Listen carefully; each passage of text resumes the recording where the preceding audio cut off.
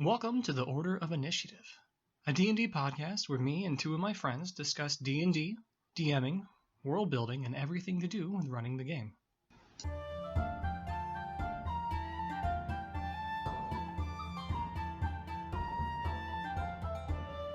So, with me today, I've got my friend Nathan. Hello. And my friend Willis. Hello. And I'm Charles. So today, what I want to talk about is world building and your session 0 when designing a D&D game. Now, for those who don't know, a session 0 is typically what you're going to want to do before you actually sit down and play the game. So for session 0, you want to discuss with your players your general idea for the game, as well as what they have in mind. You want to make sure everyone's on the same page for your session 0. Boy, howdy. Nathan, my guy. Yeah. What do you want from a session 0 from your players? Well, like you were saying, it's the whole purpose is to make sure everybody's on the same page. You don't want to get like halfway into your game, pull some stunt, and you have a player realizing, well, that's not what I had in mind. Like, if, running. Not everybody's into horror. I'm not into horror. You don't want to be running a horror game and then find out you're playing with me, and I hate it. Is that true? You don't like horror, or you just? Well, I haven't. In D&D, it's not as big a deal, but like movies and other sort of thing, I don't do horror movies. Figured it would be a fine example. I didn't know that. Yeah, but it's sort of a situation like that. That's sort of like that's the bigger picture type situation with session 0s. You want to make sure everybody knows what kind of game they're getting into, DM and players alike. Because if a player comes to your table with a character that absolutely does not fit in your world, you want to have that discussion before you sit down to play. If you're intending to do like a grim horror gothic setting and someone wants to play a pixie, Yeah. probably not on the same page. Yeah, exactly. I think another thing that you want to address with your players is comfort levels. In terms of, Nathan, you kind of touch on that with like maybe someone isn't comfortable with horror, but you should get a sense of how people feel about any sort of sexual content. And I don't mean, I don't think there's room for like depicting sex at the table. But some players might not be okay with even flirting, and you want to just at least touch base and make sure where everyone's head is at. Exactly. You gotta. It's a game. The whole point is to have fun, and you don't want anybody sitting there, feeling uncomfortable, and when they should be having a good time role playing or killing monsters. Yeah, and I think this is a good time to talk about something that I've seen, which is like it's kind of like a comfort level survey at the beginning that lists a whole bunch of things like romances, like sexual content, drugs, all the things, and then the players rated on a scale from really not comfortable with that to I would like to see this in the game. I want nothing but drug binges at the table. We'll mark, cocaine, heroin, everything up at a 10.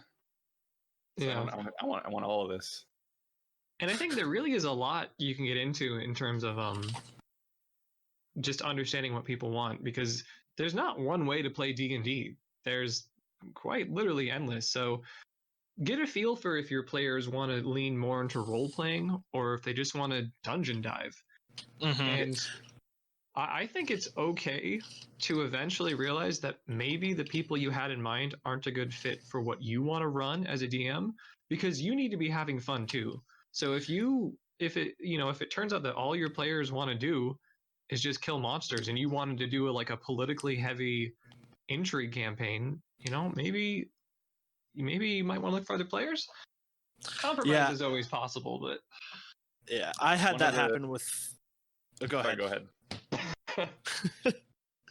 I had that happen with a group of my close friends actually that I started DMing for. They when I started it, I kind of wanted to do sort of a story heavy sort of thing where everything, story comes first and then the mechanics support it.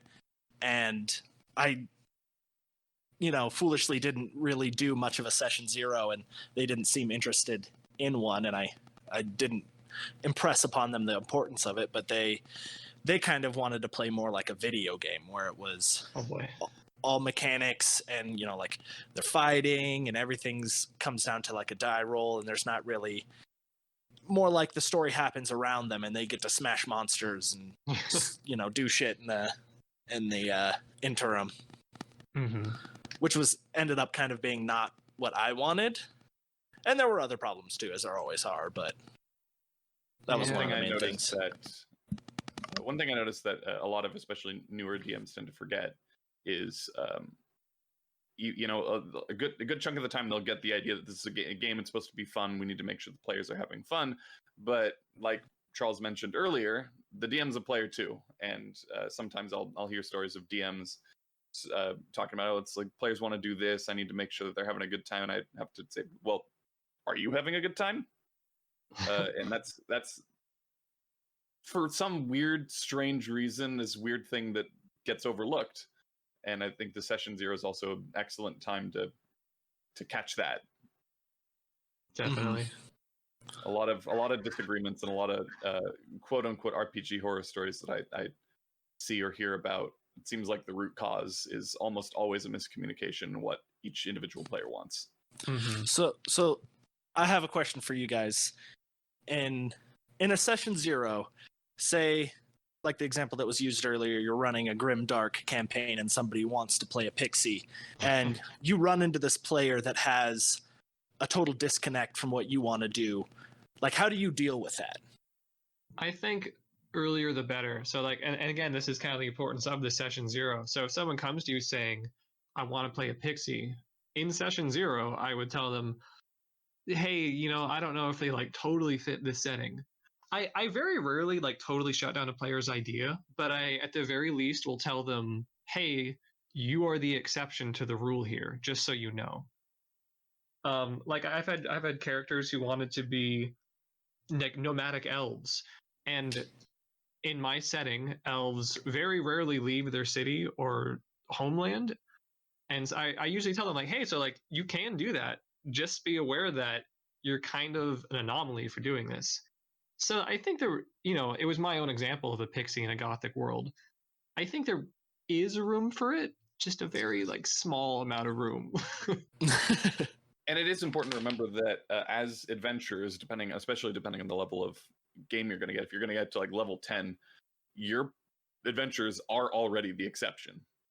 Like these are exemplary, powerful, unique heroes and characters. So it wouldn't necessarily be strange to have a party full of exceptions, because they already are that.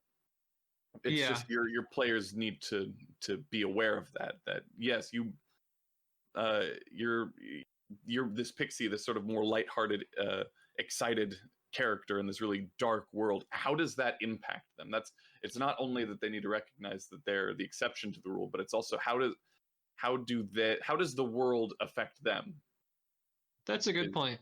It would be good for players to consider the world you're giving them, and not just come like bring in the character they had in mind already with no altercations whatsoever. Like you've been telling me, Charles, about your character Locke. I got his name right? Yeah. He's this really binary in regards to good versus evil, upstanding moral character in Bavaria. Yeah, and the Curse of Strahd campaign setting. I can't imagine there's definitely a disconnect there, but from the sounds of it, he's I'll let you talk about him a bit, because the setting is certainly affecting him. Yeah, and I sort of intentionally built a character around the setting. I didn't know too much about Curse of Strahd. All I'd really heard is that there will be terrible moral choices all the time, and that's proving true. So with that in mind, I built this character who had these very basic ideas of heroism. His dad was a great hero, and he's trying to follow in his footsteps. So he thinks good is good and evil is evil, and you always know which is which. And so as we're playing through, I won't give spoilers for the campaign for anyone listening who hasn't played, but as I'm playing through, he's faced with a lot of decisions that are not black and white, and it's really starting to wear on him. And honestly, he's one of the more fun characters I've played in a long time, just because he's putting on a facade of heroism pretty much all the time. But there's starting to be a lot of chinks in his armor, so to speak. So I think that is a pretty good, don't want to toot my own horn, but that's a pretty good example of building a character for the setting and not just building a character because I want to play this. Yeah, and at first glance, he doesn't really appear to be a character that fits in Curse of Strahd very well. He's we're in this dark setting with this sort of bright young hero, but once we actually look at who the character is and how the setting impacts them and how they interact with that, then we can see that it actually works fairly well. But that's something that we can say in a session 0. Somebody says, "I want to play Pixie." Well, what is this Pixie doing here, and what is the setting doing to them? Yeah, I mean, the other reason Locke is so cheerful is because he's a blood hunter, and I just fought so hard to not make him an edgelord, which is not easy with a blood hunter, man. I can understand. I'm right there with you. And I already gravitate towards edgelords. It took every ounce of my willpower to not make him edgy. I feel that deep in my bones. And I do think, while I would consider myself a very lenient DM, I pretty much always let a character or a player play what they want to play or do what they want to do in terms of flavor. I do think it's a valuable skill to know when to tell your players no. If someone wants to play a pixie and in the lore of your world, the pixies were eradicated eons ago, there's probably no wiggle room there. So there are definitely cases where you can tell them, no, that doesn't suit the setting. Even if you're some crazy exception that didn't get wiped out, this, just no in this case. Yeah, I can agree with that. That's actually a tough lesson that I'm always learning, because I'm in the same boat where I don't like to say no. I like to make sure my players are getting to live the fantasy and that they want to. But every now and then I'll get put into a situation where it's just I've had times where players come to me with a character idea that I'm not totally cool with, but I'm like, you know what, it works fine. And then for like the next week, I'm dwelling on it. I'm just like, oh, how am I going to get around this? How am I going to work with this? And eventually, just at the end of the week, I have to say, you know what, I thought about it, and I don't think it's going to work. And it really sucks to have that conversation a week after you said it was cool. Yeah. So if you're not comfortable about it, let your player know. And if you talk about it for a bit and you realize it's not going to work, just cut it off there. And it doesn't feel good, but it's better that it gets handled there than months into the campaign when you run into that block and they've already been playing it and having fun and it's not working out. And I think one of the worst things that a DM can do, and I hear stories about this all the time, is where they don't like a character, they think a character doesn't work for their campaign, and so they kill the character off without having any sort of conversation with the player, just to get rid of it. Yeah, communication is always key. Oh, you always should try to talk stuff out first. Actually, I would even argue that I was going to say that you can nudge a character and a player in a direction through game mechanics. Like, if they're being an asshole, have characters and NPCs react to that. But if a DM just has a problem with a character existing at all, I don't know how you can nudge that with mechanics. I think that is a situation where you have to actually talk with them. Yeah, and I had a situation where one of my players was the same thing. He was an asshole to everybody, and I had the NPCs react appropriately. And it had the unfortunate effect of, instead of him changing his character's behavior, he changed his character's behavior, but he changed it from talking to NPCs to not talking to anyone, because no, they're just going to be mean to me. It's like, you called their mother a whore. And I think that's boy. And I think that's just another right back to the session 0. That's a problem with expectations. You're playing. presumably you're playing with a character who wanted to be the really cool, powerful, badass, probably Geralt of Rivia type character, and that's not what you were envisioning for this character, this world, and so you had these characters react to him like that, and that rather than sort of make him realize that no, I'm not playing right because he's not playing wrong. He realized, oh, this is how characters react to my character. I need to change that up, and so that would be a situation where I would probably, rather than have NPCs react first, I'd say, hey, just want to just have a quick discussion about expectations.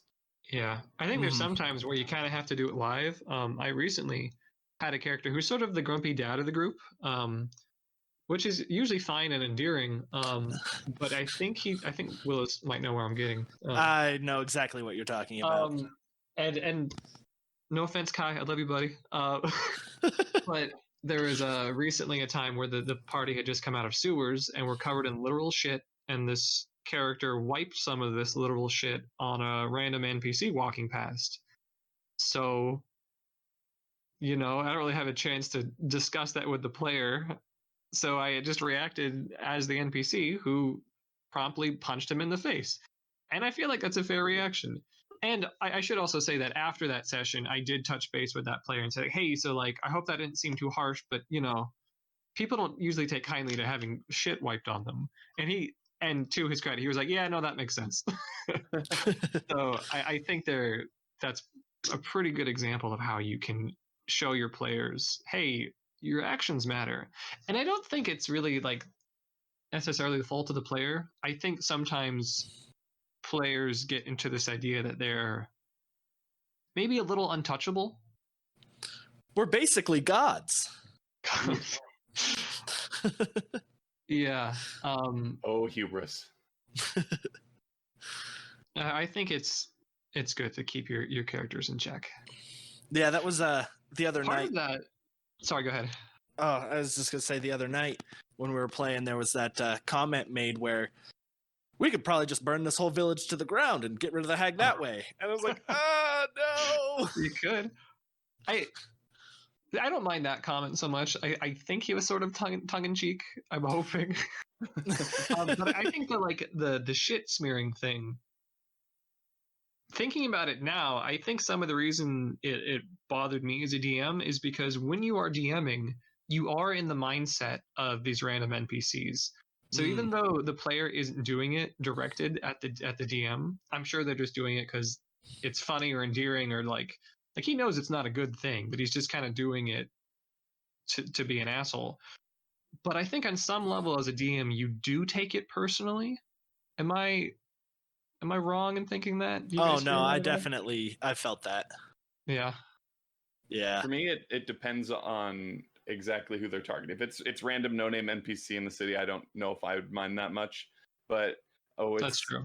When you work all hard trying to come up with this cool villain or this cool NPC and come up with a cool name for them, and the first time they hear that name and they make they change the name to Jingles or something like that. Like, yeah. All right, cool. That's fun. I think that's unavoidable. It's gonna happen, and I've accepted it, but it still hurts.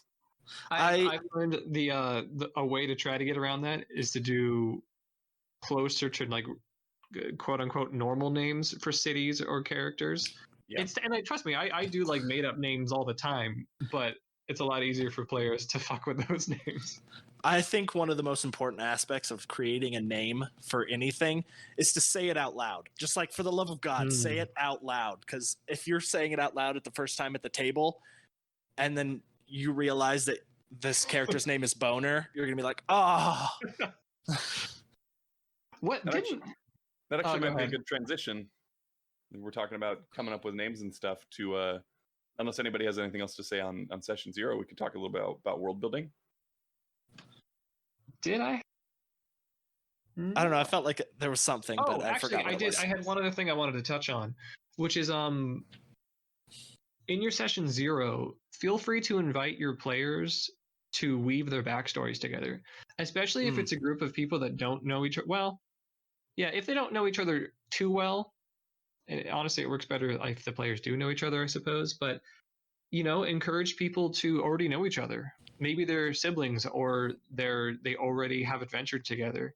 If you have party connections before session 1, it'll make session 1 less awkward. And session 1 is always going to be awkward, I guarantee you. Even if you're playing with people you've been playing with for 20 years, as soon as you step into the skins of new characters who don't know each other, it's awkward.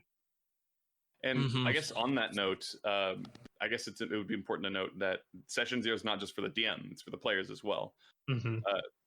Even if you're not working with characters that are going to be weaving their backstories together and having known each other, it is very important to make sure that the characters that the players are playing can get along. Session 0 for a lot of groups is character creation. I know I personally like keeping secrets from my party early on, so it's not necessarily for me, but a very good way to make sure that you come up with a party that will work well together and has chemistry is to make them together. And if that's out of the question, as it is for a lot of groups, at the very least, talk briefly about who your character is and what they do and what they're like and what they hate, so that you don't start the first session and you have a character that hates demons with an absolute passion, and the party warlock's a warlock and a tiefling. Yeah. You want to avoid that, and that's what session 0 is for. I had another kind of question for you guys that to set it up a little bit.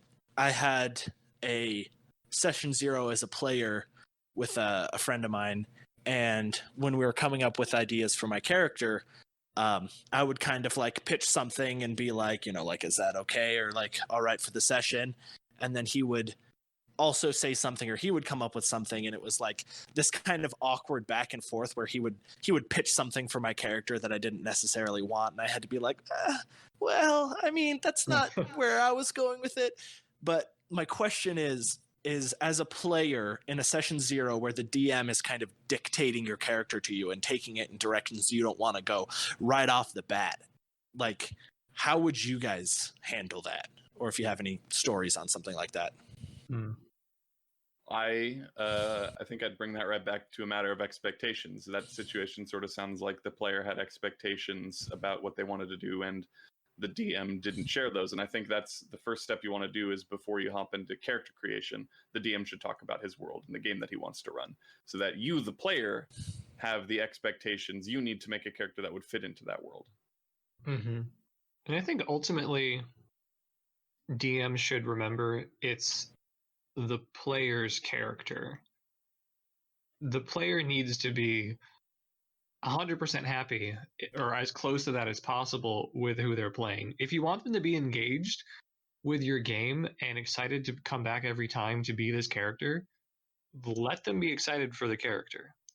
And I think it is sort of a tricky thing for a DM to guide character creation if a player is having trouble coming up with it. And Willis, like, you just joined one of my campaigns recently, and we had multiple sessions brainstorming your character. Yeah. But I think we did a pretty good job of like bouncing stuff off each other. And as a DM, I try to be really receptive if a player's like, nah, that's not super what I had in mind. It's like, okay, cool, great. Let's figure out a direction you do want to go in. And I guess on the flip side of that, what is your guys' advice for players that just, they have no idea what they want to do for a character, and they're just like, oh, I don't know. Every question you ask them, I don't know. I know exactly what I do. I ask them what their favorite action heroes are, or like favorite movies. Like, hey, like Harry Potter? What do you like about Harry Potter? Do you like the part where they shoot spells? Do you like when they do potions? Maybe you could be a wizard or an artificer. Or like, have you seen The Witcher?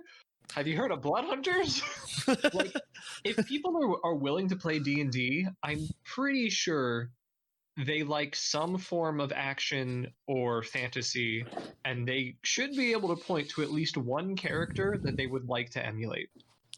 I feel like the Harry Potter artificer thing was pointed at somebody I know. Was it? No, that really was just an example. Okay, never mind then.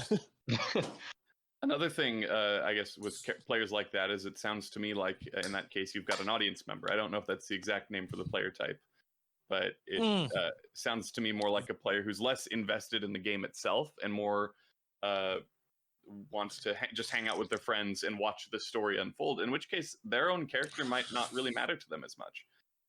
And I actually like Charles's method a lot. I don't know if I would have personally considered that, but I think that might be a good step to take. But even then, once they get the character made, if they were at a step where they don't really know what they wanted to do, even once they have that character, there's a chance they might still not be able to step into those shoes, and that's fine.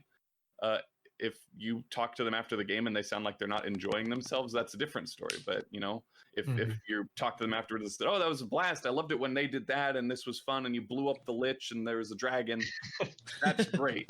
That's a hell of a first session. Damn. I put dragons in every session. It doesn't matter. You might not see them, but they're there. They're just always watching. Loads of invisible dragons. Oh yeah, my setting's wild, man. Well, you do polymorph dragons too. Oh yeah. I'm not big on that, but I get it. I don't do it often. I enjoy the trope. It's like the wise sage character, but they're also a dragon.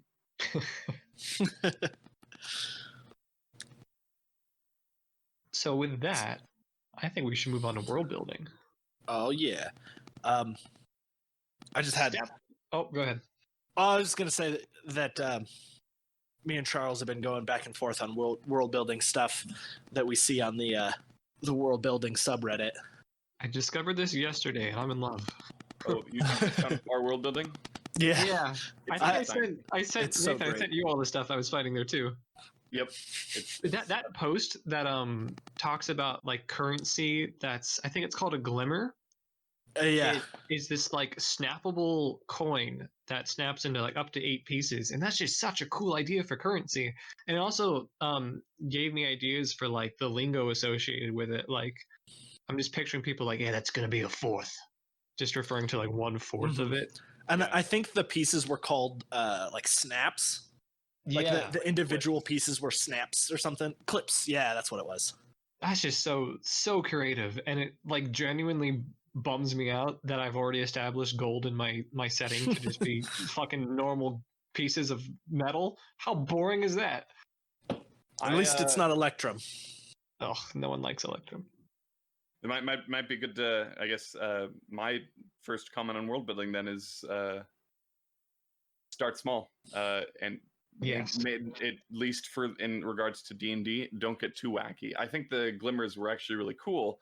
I'm not sure that's something I'd use in my D&D game though, solely because I've got these wonderful books that tell me how much everything is, and having to change the entire currency there, I think, would confuse me, and then certainly confuse the hell out of my players.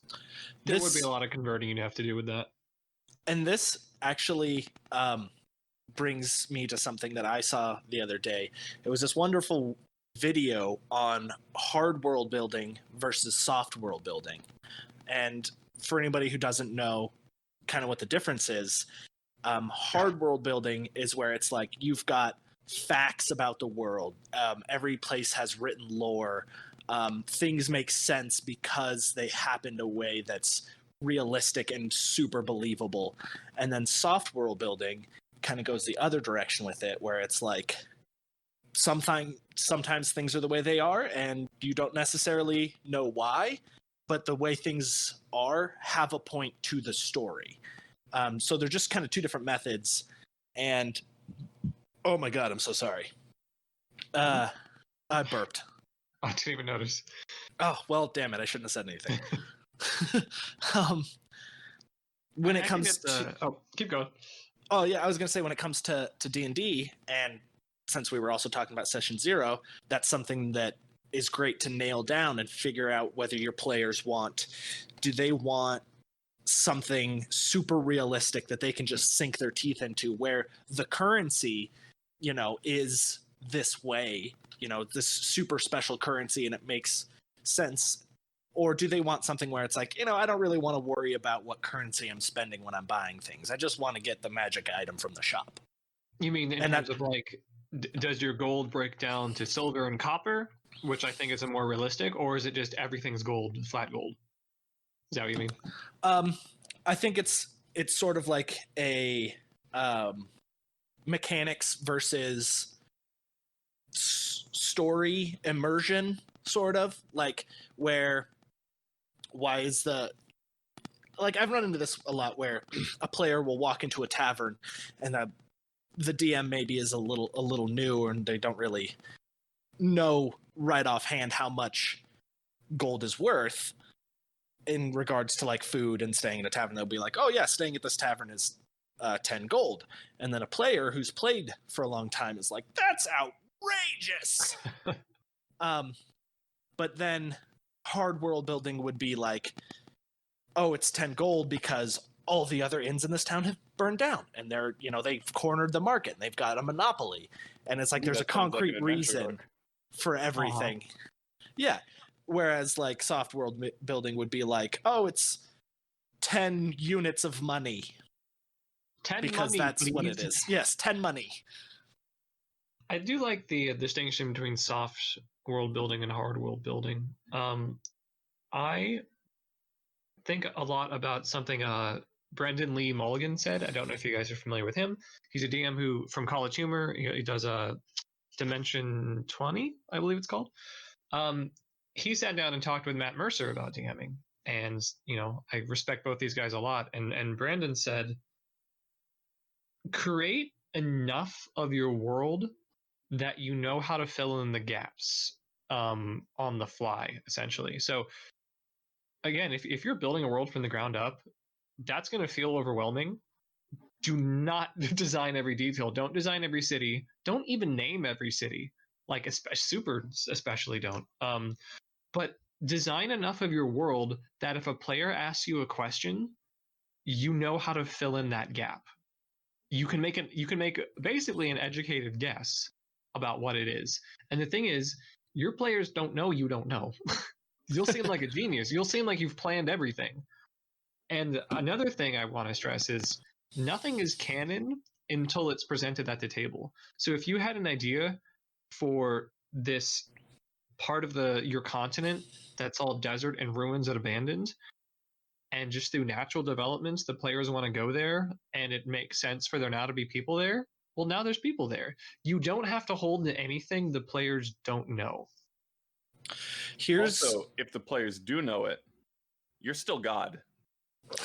This is true. I think and of course it's presenting a retcon maybe might be unsavory, but I've certainly done a few retcons in my day with information players knew and they just didn't notice. Oh, really? Yeah, I was gonna say if your players don't take notes, then all the power is yours. Yeah, that's true. I really, really fight against retconning. I don't know that I ever have. I've changed the name of continents because I thought they were stupid in the middle of a game. I've even asked my players like, "Hey, I'm gonna change this name because I hate it. You guys cool with it?" Oh yeah. Wow. You were in that group, Charles. Oh God. Well, I guess that's an example of like how little it can matter because I don't even remember that. I do like the idea of I think you're right, and minimizing retcons is probably good, but it's just also important to sort of remember your players are people, and memory is flawed. And if there's something that you don't like, it's entirely possible your player won't remember what it was before. So Nathan, I don't remember the exact political setting at the time, but would it have been feasible for that continent to have literally changed its name through political upheaval? I mean, it doesn't have to be upheaval, but just they changed the name. I don't know. Admittedly, I think I like that less, unless there was a really good reason for it to happen. The political situation on that continent was more or less stable. So I think I very easily could have said a new regime comes into power and says, oh, we're changing the name to Shara now. But that's I think I would prefer just stealthily saying, all right, we're just going to start calling it this now and not have to worry about that. Because, I mean, at the end of the day, a name change isn't such a big impact that it needs too much explanation behind it. And it's just, you just start calling it something else and nobody seems to care. And like, actually, and it's not really like, I'm not writing a TV show. I don't have hundreds of thousands of fans that are parsing through every single moment to line of dialogue to find the tiniest little consistency. I'm playing with 5 people that don't take notes and don't have memory, so it's retconning. It hurts on my end.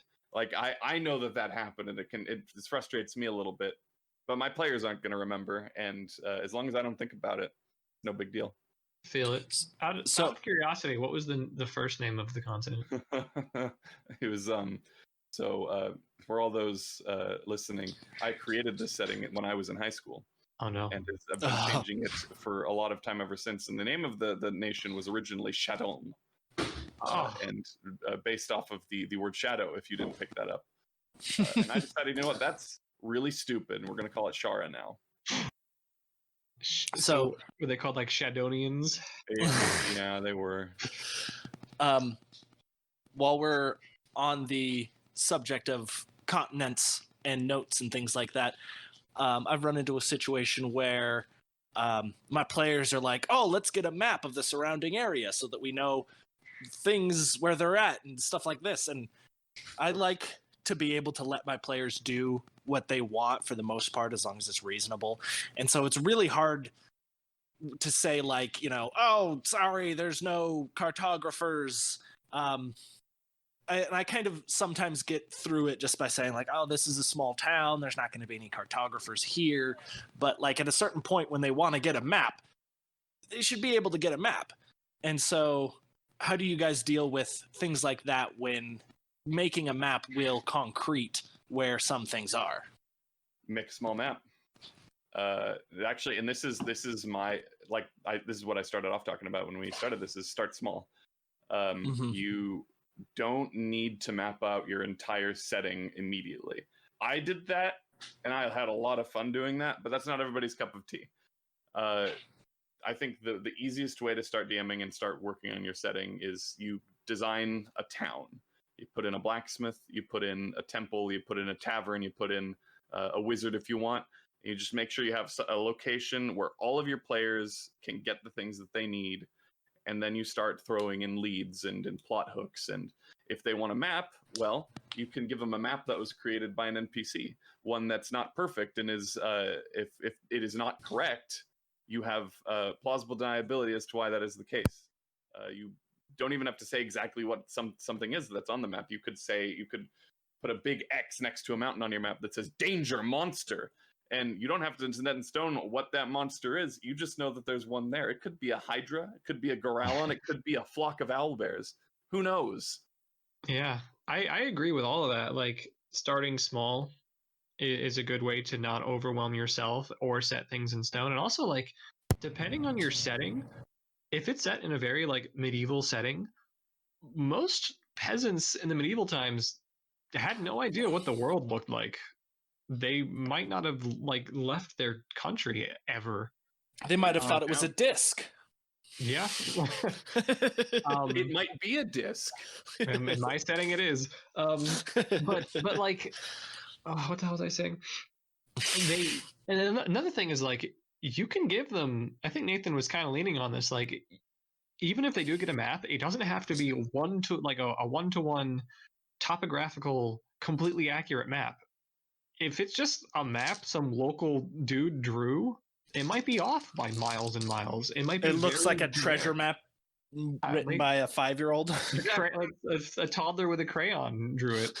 That's in one of the games that I play. It's West Marches style. And that's exactly what I did. I said, you arrive in this town. There are things here. Here's a map of the surrounding area. Go wild. That's actually giving me ideas, Nathan. I like the idea of, like, really generic things on a map that just draw, like, or have, like, a symbol of, like, what kind of looks like a monster. Is like, is that a dragon? Is that a worm? Is that, like, it's probably not good, but I don't know what that is. And also, it could be anywhere in this 20-mile radius. And that the best part of that is that you don't have to design what things are where, because you just have to put in a map and have a general idea. And then one set at the end of a session, a player says, I want to go check out that weird dragon worm thing. And then you've got a week to decide what it is. Yeah, exactly. Something this is a basic DM skill that I'm still getting better at, honestly. For that example I said, where, like, there's just a vague shape of a monster, it can totally work, and in fact might work better to not know. And then once the players start having theories, they're like, oh, I bet it's a dragon. Then make it canon. And if you go down the route they were theorizing, they will feel like geniuses. And they will also think that you set it up. Everyone wins, you look smart, and they feel smart. Yep.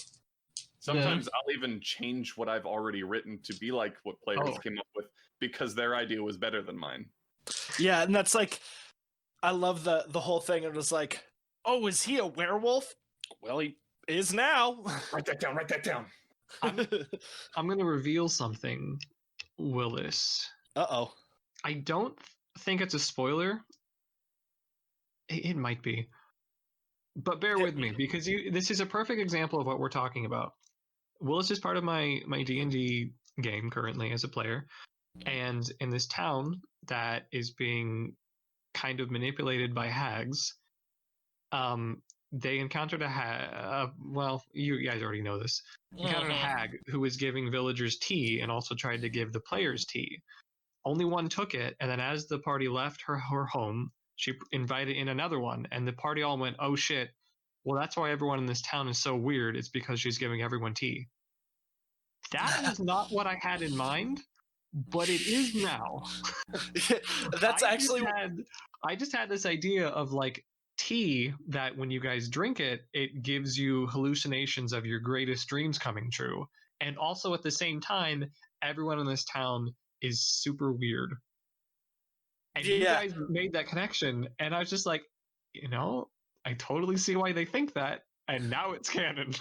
See, I was actually like, when I can't remember who it was that pitched that. When they pitched that, I was kind of like, I don't know that I would put those two things together, but it could be. Like it wasn't a logic leap that I made, but I was like, I could see Charles going somewhere with this. Like, well, spoilers. Now I am. I think the important thing to consider is the land behind the screen is a mystical place that grants all who live there great power. Not necessarily the power you're thinking of, the power to control the world, but the power of confidence, the power of illusion. Your players think you're God. You think you have all the answers, and they don't know what's behind there. There's a meme that goes around on D&D where the player looks at their DM's notes thinking, oh, there's got to be some great stuff there, and all that's written down there is a goblin. Yeah, that's what it's like. You don't have all the answers, but your players think you do, and you can use that. Yeah. Another thing, and I think Matt Mercer might have said this, if your players ask you a question and you just go blank and you can't improvise something, just say like, oh, dang, it's in my notes, but I can't find it. If you say that convincing enough, they'll believe you. And again, it just builds this illusion that everything is planned out and there is an answer. I just can't find it right now. Yeah, that's better than going, I don't know. Another option is, and this one's less subtle, but it can be used in a case of great emergency, is when something happens and you're just flabbergasted. You just, all right, let's take a 5-minute break. I need to use the restroom. And then go scream in a pillow for 5 minutes so you can figure out what the fuck you need to do. I've called for many a bathroom break so I could figure something out. One of the moves that I'll use is somebody will ask me something and I'll be like, oh, I have that written down, and I'll just like shuffle my papers around. And I'm like, fuck, ah! They're all like blank printer paper. I'll just flip through my notebook like, I know I wrote it down. I'm trying to think of something. Had an adventure that everybody was down in the Underdark and they were trying to look for a way out. And I planned out this whole dungeon that was going to get them most of the way there with a cool monster in it. And they were going to actually meet a new player character down there that I was adding to the group.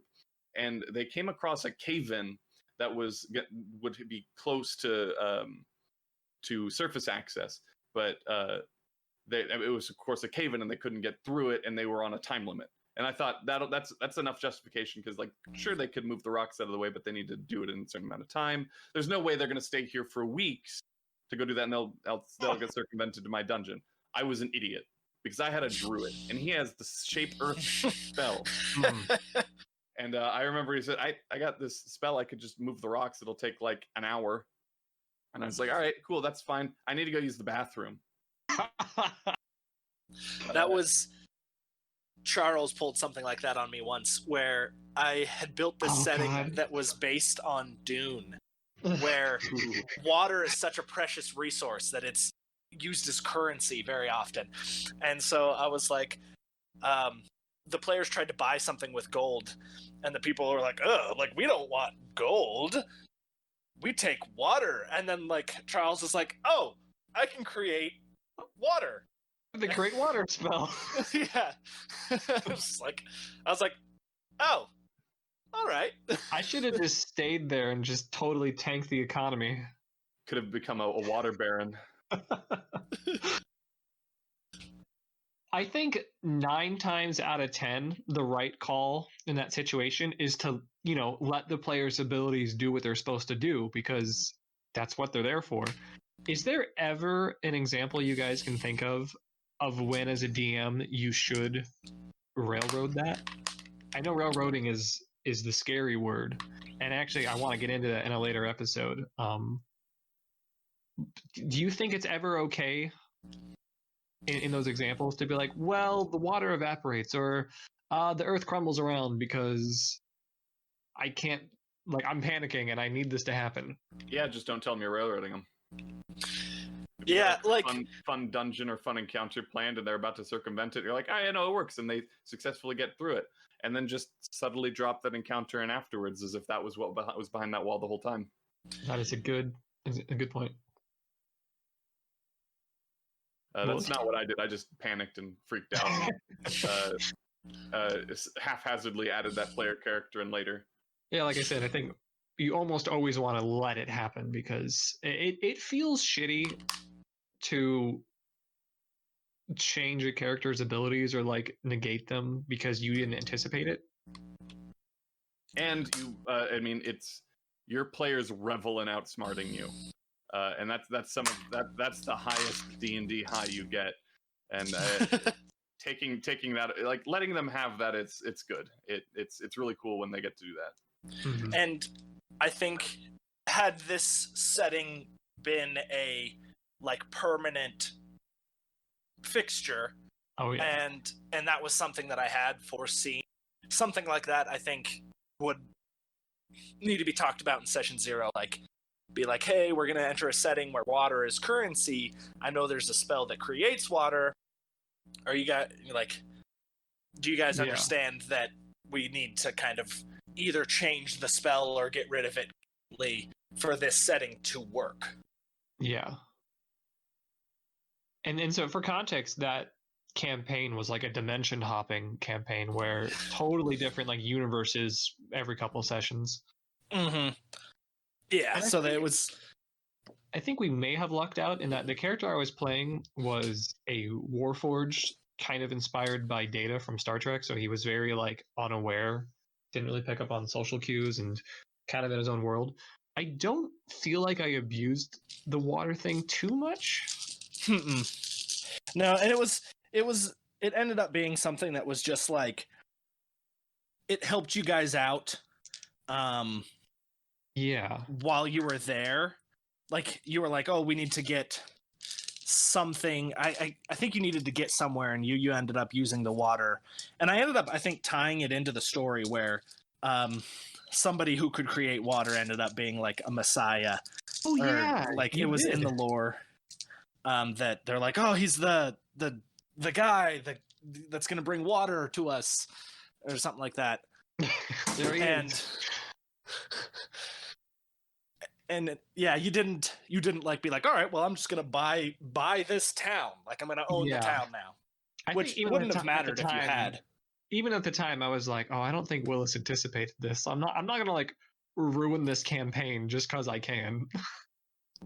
But with the nature of the campaign, it ended up anyway because it was shortly obliterated. This is true. Yeah, Nathan, in that setting, there was this. The big bad guy was this, like, perpetual spreading darkness that was consuming all universes. So every couple sessions we had to bamf out of the universe because it was going to be consumed. Yeah, that sounds unpleasant. It was pretty cool. I like it a lot, though. When I say unpleasant, I mean for the players, not the... Oh, yeah. Yeah, not shit talking here. One of the and I kind of want to do more of this. I would almost call it a gimmicky setting. I had the setting that I really, really liked. I want to revisit where the general setting was that there was this fungus that was spreading over the entire world. Oh, I remember this. And like 4 out of 5 of the continents were totally consumed by it, and the campaign started on the last one free of it.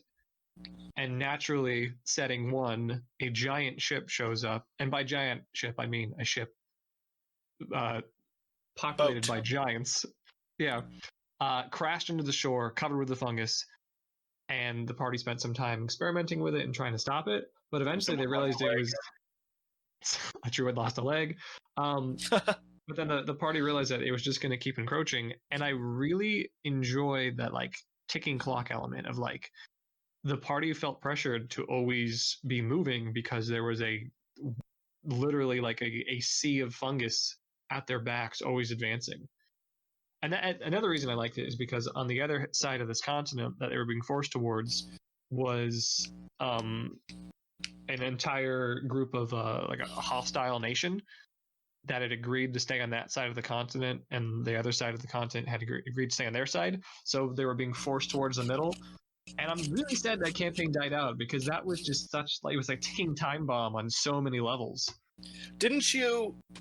Well, I mean, if you don't want me to say it in case you want to use it again later, but didn't you have an idea that like they were going to meet in the middle because? Yes. I don't know if I ever told you this, Nathan, because you were actually part of this campaign. It was one of the Winthroses. Yeah. So, spoilers, if I never told you, there was fungus spreading on the other side of the continent too. So that hostile nation was also being forced away. So eventually they would have both been forced to meet in the middle. And I had no idea how to resolve any of that. I didn't even have an idea for like how to stop the fungus, but that's one of those things that I just kind of hoped I'd figure out along the way. That's always how it goes, isn't it? Mm-hmm. It just takes one of your players to be like, "Hey, why don't we do this?" And you're like, "Yes." That actually reminds me of something I want to ask you guys. How early do you design elements of things you want to use? And for that, I mean, like, if you have an idea for an overarching plot, how much do you plan out before you plan on using it? I have found that, like, if I get inspired from a book I'm reading and I write that note, like, oh shit, I should do something with werewolves. But in my brain, I'm like, well, they're in the middle of an arc right now, so maybe I'll do it in like 10, 20 sessions from now. By the time I get to that, I don't have that drive anymore. I've sort of lost the interest. So how soon do you plan content that you actually want to use? I guess it depends on the scale. If it's the overarching story for the campaign, I try and nail as much of the important details for that down immediately. If it's for some smaller scale thing, like I usually have a vague understanding of what the players are going to be doing next, but I don't really work on exactly the exact details of that until they're coming right to it. If it's something I'm really excited about and really want to work on, I knock that out immediately because you gotta use that passion, and then I'll get as much I can out of that motivation, and then once it becomes relevant, I'll build on that. What about you, Willis? Well, I don't know that I can really speak too much to this subject because I haven't had any really long-lasting campaigns. I kind of go a little bit slower with my stuff, where it's whatever I end up kind of weaving in is part of the main plot, and I just kind of like, if I have an idea for something, I will stick it in my pocket to use later, and then just kind of maybe develop it a little bit here and there. But unless I'm like ready to implement it into the campaign, like I don't really write anything concrete you just down. Kind of, you just design what you plan on immediately using. One of my like core DM philosophies is use what you think is cool now, because a lot of D&D games will eventually just die which is unfortunate. But it's what is it? There's some statistic like only like 30% hit level 15, something like that. You The will never numbers get could- to level 20 ever. The numbers could be totally wrong, but like it's very rare for a game to go all the way to level 20. So if you have cool ideas, use them now. And the thing about D&D is you can change everything. I had, and this might offend people, but I don't care. I had a group of level 3 adventurers go up against a colony of mind flayers because I like mind flayers and I was inspired to do mind flayers. So obviously I nerfed the fuck out of them. But they fought some mind flayers. And again, that might offend some people because you do have to get rid of a lot of their abilities, and I'm sure mind flayers are seen as these incredibly big threats. And there is an issue of like, well, where do you go from here if they fought mind flayers at level 3? But I don't know, rebuilding stuff and adjusting its CR can do a lot for you. Mm-hmm. And the thing that I like, I think it's one of the early on things in the Dungeon Master's book was it was like the scope of power for your characters is like 1 to 5 is like the fate of a town, I think, and then 5 to 10 is like the fate of a large city. I think it calls it like local hero. Doesn't it talk about like levels of heroism? I might be wrong. Yeah, it's supposed to be like local hero, city hero, world hero, planar hero, and I don't like planar hero. That's a scale I don't fuck with. That's weird. Yeah, and that was basically the like fate of a town, fate of a city, fate of a continent, fate of the world kind of thing. Mm-hmm. So But a lot of you are adjusting. Yeah, that's a good point because like these mind flayers were not world threatening, which I feel like some mind flayers arguably are. At least continent threatening for sure. But in the setting that I was presenting it, they were threatening a city. And I feel like that's a bit more appropriate for level 3. Yeah, and it's all about how you frame the bad guys. Like there could be a dragon that's it's a dragon, but maybe it's a young dragon, and it's a lazy dragon, and it's just terrorizing a village. That's all it's doing. And then maybe on the other hand, you have a very old dragon who is plotting, and he's gathering followers, and he's, getting ready to tear a portal into the fabric of reality that changes. It's all about how you frame. They're both dragons, but framing matters. That's a really good point, and I actually feel better about my mind flayer thing now. Because again, you're totally right. It just depends on the level of threat they are presenting. You could have rats that are threatening a city. If you just, I don't know if you have enough. I guess I don't know. That's probably they're a bad smart example. Rats. They're eating the foundations of the city. They're gonna break open a dam and flood the city because they're aqua rats or some shit.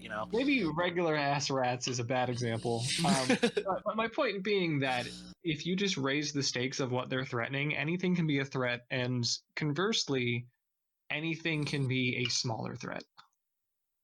Fuck yeah. Mm-hmm. Wow, really learned a lot today, folks. And that was the infamous, I think they were Tucker's kobolds. Ooh. Where they're just kobolds, but they're wickedly smart, and they're just mean, and they use advantages, and they're tactical. Like they're just kobolds, but they messed up some players. Like I've heard about that. They had like just really cruel traps, right? They had like tunnels that were like kobold size that they were running through the tunnels. They had traps set up where they would kick flaming barrels down at them while harassing the players from both sides with like crossbows. Yeah, it was just like this area was their favored terrain, I guess you could say, and they knew how to use to like maximum effect against players. Mm-hmm. And when you really think about it, it was less like the kobolds themselves were nasty. It was more like the players were trying to siege a fortress by themselves. Mm-hmm. Which, oops. Yeah. Tucker's kobolds are not to be fucked with. I think I have one final thing I want to touch on, and this might be backtracking a little bit, but it's something worth bringing up, I think. When thinking and when designing your world, again, try not to get overwhelmed, but I think some things you want to consider are the prevalence of magic. Oh yeah. Are there magic vendors in every city? Can only one people in 1,000 even cast magic? That will go a long way to establishing the tone of your setting. I frequently do very high magic settings where, like, magic vendors in every town. But recently I've been inspired to do the exact opposite. I think the next setting I want to do is going to be very, very, very low magic. I'm messing with the idea of like magic not even being around anymore, and maybe it can come back. But at least if it's very, very like little, I think that makes magic a lot more compelling and interesting.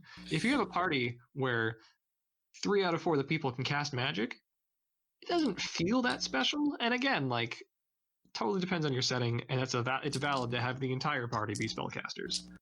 Yeah, and one of the most, I think, obvious ways that a high or low magic setting will present itself is in the prevalence of magic items. Mm-hmm. And this is something, again, that goes back. You gotta talk to your players about what they want, and it can be really awesome to have a character that's just got oodles and oodles of magic items, and they have so many options at their disposal for things that they want to do. That makes things harder for you as a DM, but at the same time, it kind of cheapens the effect of a magic item. I totally agree. Yeah, where if magic items are rare, when you get that magic item, it's, you're like, oh my god, like, I got a magic item, and, it feels better. Yeah, I think it's a bit more exciting if a player has like the magic sword, which is his magic sword, and I love Critical Role, like, I completely love that. But there were moments in the first campaign where multiple players would be like, which one of my magic swords do I want to use? And that seems like a weird moment. Mm-hmm. And it's to be like, I've got all these different swords. Well, I think it's also, and it depends on the kinds of players as well. I love having an arsenal of magic items that I can, like, it's sort of like being like Batman. It's like you've got your utility belt. And an easy way around that, which is something that I like to do as a DM, to give them their thing that is their magic sword, is give them their magic sword. So what I've been starting to do with a lot of my games is I will homebrew my characters, my players, some unique signature magic items. I hope my players aren't watching this, because I'm going to talk about my favorite one. Is I created I have a character that's playing, like, trying to go for like a Valkyrie aesthetic. She's like sort of like a got like spear shield sort of thing going on, and the player going for this idea, I thought would really, like a lightning spear type deal, and so I basically just made a sphere that had 3 abilities that the player would have to unlock, and it will objectively, because it's busted OP, be the best weapon that she can field. And so I can still start handing out magic items like candy and give them like their cool, awesome arsenal that they can either sell for loot or have a different variety of things to use. But then I'll also have each individual player will have an item that when they think of their character, think, that's what my character uses. My character wields Valor, the Spear of Lightning. Yeah. Totally plan on stealing this, by the way. Of course. Not the spear specifically, but the concept of individual like items at scale with people. Critical Role did the same thing. That's what Matt Mercer did with the vestiges of Divergence. Yeah, that's what it is. So like every character had their unique vestige that was unique to them, or not necessarily unique to them, but like I never think of Vax without the Deathwalker's Ward anymore.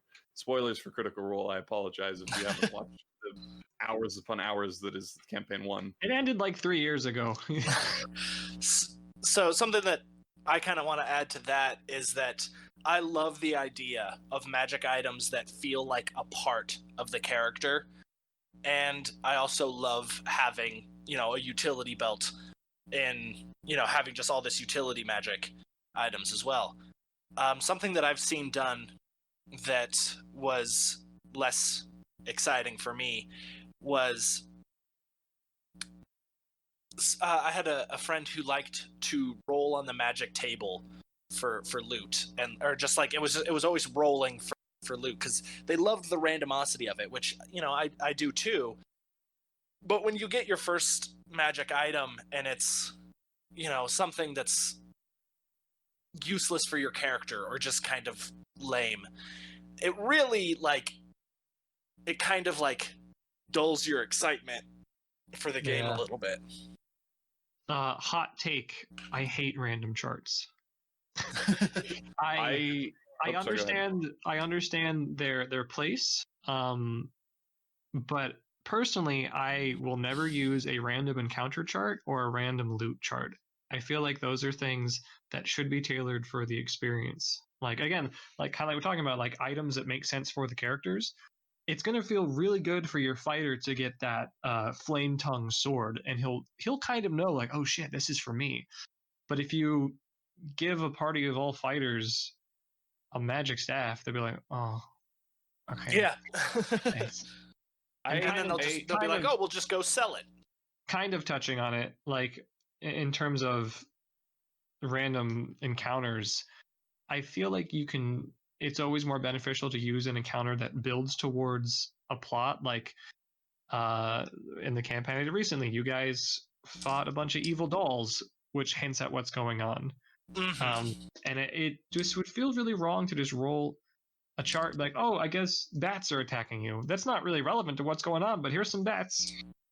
Unless you make it relevant. Yeah, but then you're kind of, I don't know, you're giving yourself needless work to stitch stuff together. Yeah, I think if you have... Nathan, I don't want to cut you off, Host, but I think I cut Nathan off if I want to give him a chance to say what he's going to say. All right, fine. I talk up a storm, so I know how that goes. But I say I do use I don't use random encounter charts. I agree with that. I think I'll oftentimes put in more or less superfluous things, but at the very least for encounters. But I don't like rolling for it. It's no fun. As for magic items, though, I do use that table, and I think that's more for my sake to make generating loot easier on me, so I don't have to come up with every single item every time, and it's not always the most useful item because I don't want to increase that power level. I think the important distinction, though, is it's not a software that's going to just automatically do things for you. You don't have to do what it says. So if I roll a result that's not if I've got a party full of fighters and I roll a wand of the war mage, I'm like, well, I don't have to give them a wand of the war mage. So I think I'd sort of do a pseudo seeded random generation where I have to confirm anything that gets rolled, because like you said, it sucks if you get a magic item that nobody can use, and it's well, that's no fun. So oftentimes sometimes I'll let some magic items slip through that aren't maybe fantastic but still usable, but I have to vet every single item that gets rolled in there. But I think it's still cool to have that randomization not even I know what they're going to get. So while we're talking about random tables and sort of world building, and to kind of tie some points together, I think random tables are fine when it kind of doesn't really affect the story. I had my players, they had some downtime, and I had just recently read a thing on some subreddit, I can't remember which one, about mechanics and rules for fishing. And one of them was I'm going to go fishing at the stream. And I was like, oh shit.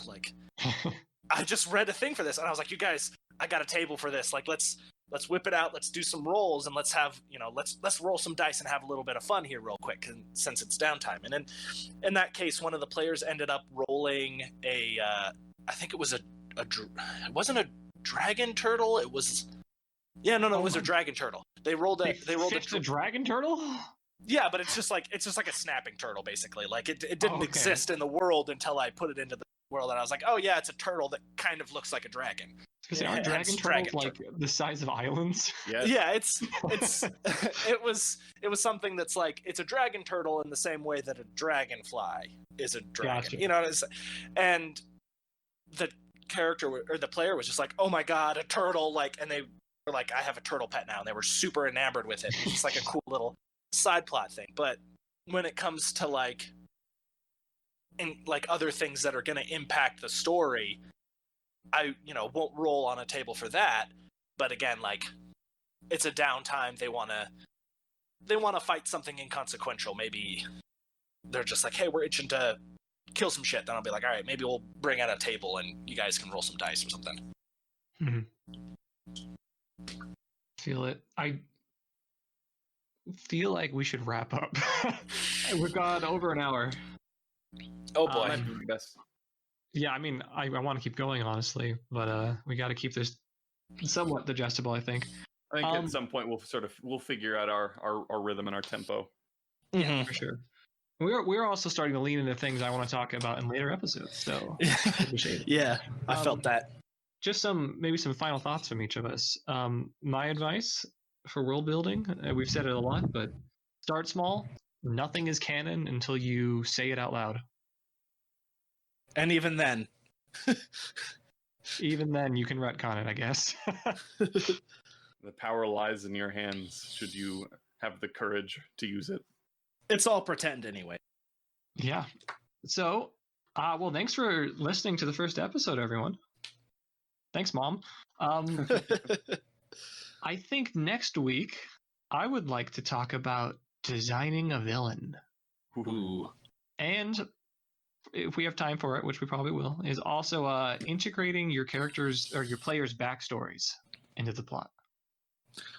Yes. Being a little more story-based for the next session. Sounds good to me. Well, hell yeah. All right. Thanks, everyone. See you next time. Thanks for talking.